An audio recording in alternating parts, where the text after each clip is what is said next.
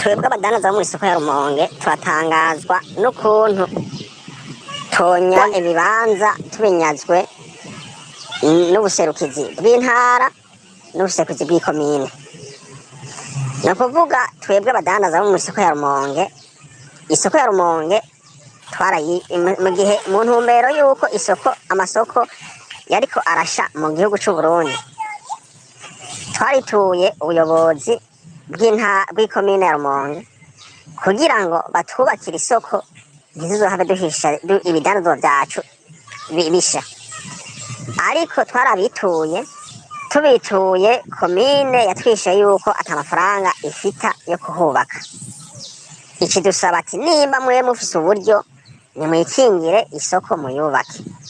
Niho twaca dusaba yuko hobaho amasezerano hagati y'abadandaza na komine yarabaye yuko baduhaye uburenganzira yuko twiyubakira ibibanza. Ariko twatangajwe n'ukuntu komine Rumonge ayo masezerano yoyirengagiza igaca ifata ibibanza vyacu ikabiha abantu bari basanzwe badupangiye, bishimikije ngo hariho itegeko ry'umukuru w'igihugu yatanze ngo yuko uwarapanze ari we mwene ikibanza. Ariko iryo tegeko ryarasubijwe inyuma n'umushikiranganji w'intore hagati mu gihugu twaramwandikiye turamwitura turamwereka yuko isoko ya Rumonge itandukanye n'izindi soko. Aratwishura ari mu rwandiko rwiwe aragwandikira buramatari, ariko buramatari urwo rwandiko ntiyigeze aruha agaciro. Twebwe rero twasaba yuko boturenganura bakaduha ibibanza vyacu oriye yo kubiha abari basanzwe badupangiye, narirya amasezerano atemera, ananirya amasezerano adahakana yuko muri ico gihe umuntu ashobora gupangisha. Imvo bamwe batumye bapangisha niyi: imvo ya mbere baradandaje barahomba kubera iki? Bubatse mu Florizo batari biteguye, bacahitamo gupangisha. Abandi baka ideni mu mabanki, bahitamo gupangisha kugira ngo baronke ukuntu bariha iryo deni bari batse. Rero twasaba yuko mwotuvugira hejuru mukabitanga hejuru kugira ngo isoko ya Rumonge yubahirizwe nk'uko izindi soko zubahirijwe. Ubu unye ni ukuvuga ayandi masoko ibibanza babisubije bene vyo. Twebwe abanyagihugu abadandaza bo mw'isoko ya Rumonge turataka tugatakamba yuko buramatari na musitanteri boreka kutunyaga ibibanza vyacu.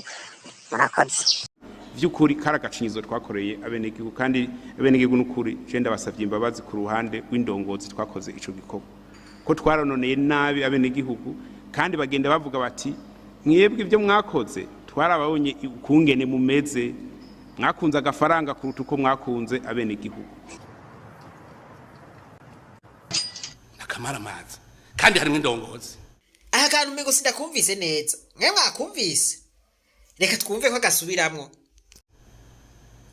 Harimwo indongozi Ko habayeho kwihenda rero, bikagaragara ko abantu bamwe bihaye ibibanza batari bakwiye gukoreramwo.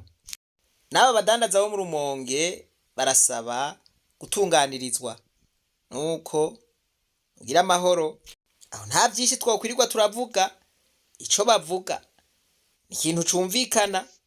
Nimba abandi bo bariko baratunganirizwa, nuko nabo batunganirizwe. Imana nibahezagire mwese. Reka twibandanirize rwa rugendo rwacu maze tugaruze umunezero Satani yatunyaze. Umuntu atarashika mu ishuri ry'abarundi bose turamuhaye kaze.